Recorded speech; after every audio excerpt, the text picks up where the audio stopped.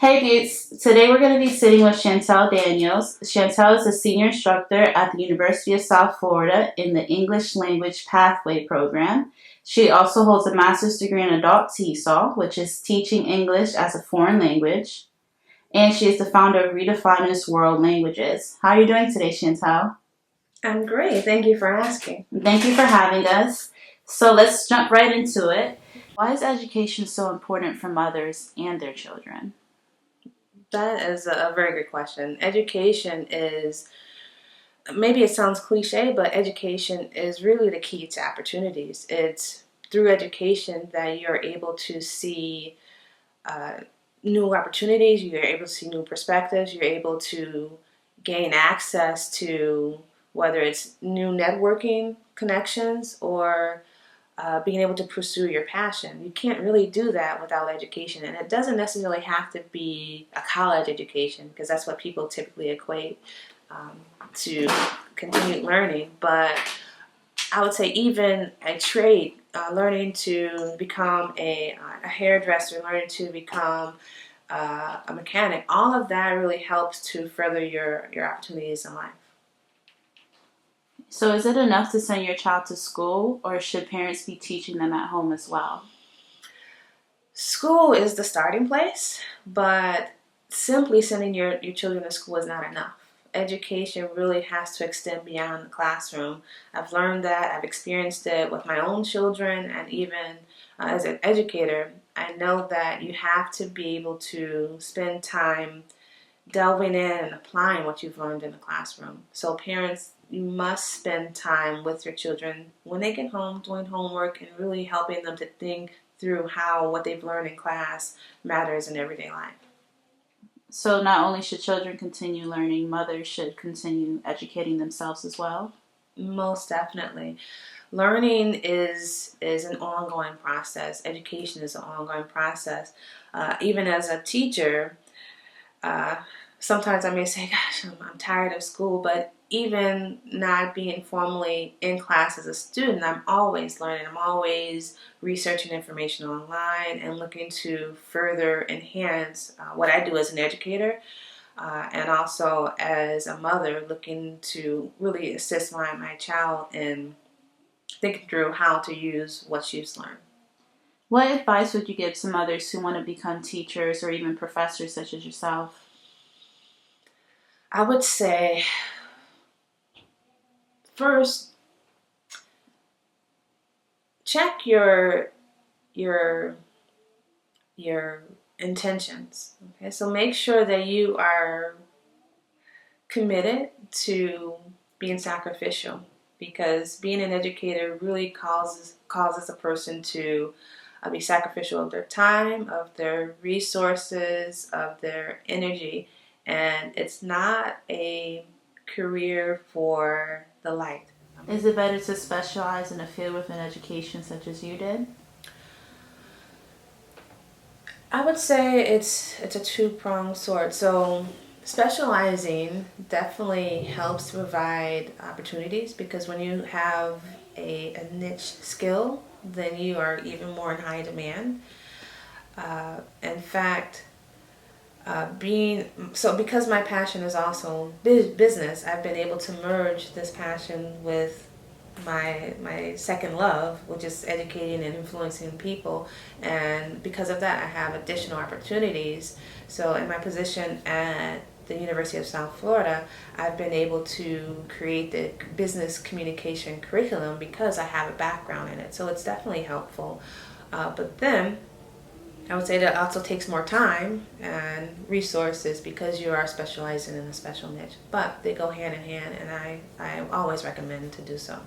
Speaking of business, you're the founder of ReDefiners, an organization that offers language programs for children.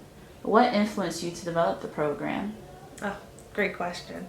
I I created it out of a need. So I've realized that being able to speak another language, to truly have a better understanding, a clear understanding of various cultures, really opens doors to multiple opportunities. And maybe I sound like a broken record, but it truly does. So what languages are you currently offering and why? So ReDefiners World Languages offers Arabic, Spanish, and Mandarin, and we are developing an English program as well. And these languages have been chosen specifically because Arabic and Mandarin are critically needed languages for U.S. citizens to learn. People, this means if your child grows up developing this language, he or she will be in high demand. She will be able to have any career really that he or she wants because there's so few people who have these. And it really would open doors to careers in government, any leadership position, even doctor, lawyer, a business person. Having these skills will be able to just allow you to network with global leaders around the world. So, and of course Spanish, we can't get away from Spanish. The United States really is a Spanish-speaking country, so it is our unofficial second language at the moment. And when we think about the current state of affairs in our country, it's also beneficial for us as a people to be able to understand others. And when you study a language, you also study a culture. And when you understand a culture, you're better able to empathize and connect with people of that culture. So for me, it's more than just about business and business opportunities, but it's also about healing a really deep-rooted problem in our country, and that's a problem of really being able to see people for who they are. And I think by pursuing these languages and these cultures and this path, that we as a country can begin to pursue peace and unity. So what is the cost of each class? $18 per class. And we offer payment programs where you can create payment installments. You can pay for the entire semester, or we can bill you. Is language and culture acceptance something that is taught in the school For system? the most part, our education system does not specifically focus on language education until high school, and it's at that point that it's pretty much too late. It's between up to the age of 11 where an individual is able to learn languages. So it's called the critical language development period. And it's at that time where they can learn the language as they would naturally their native language, their home language. So it's only intuitive that we offer programming during that time, and because it's not being offered, we are trying to fill that gap. What are the hours or the program options that are available for mothers interested? Yeah, so our programs, we really want to make them as accessible as possible. So we offer after-school programs at our center in Temple Terrace, and we also partner with community organizations to also bring the program closer to you. So we have programs in Temple Terrace on Mondays and Wednesdays after school, and we also offer programming on Saturday mornings from 9:30 to 11. You mentioned ReDefiners is a nonprofit organization. What advice would you give to mothers who are working on trying to start a nonprofit or just start a business in general? I would say do it. You won't go wrong. You will feel quite proud of the way that you're able to impact the community. But in doing it, make sure you do your research, that you find adequate support, and that you remain patient because it's a work in progress. Okay, and are there any free or low-cost resources available to help them start?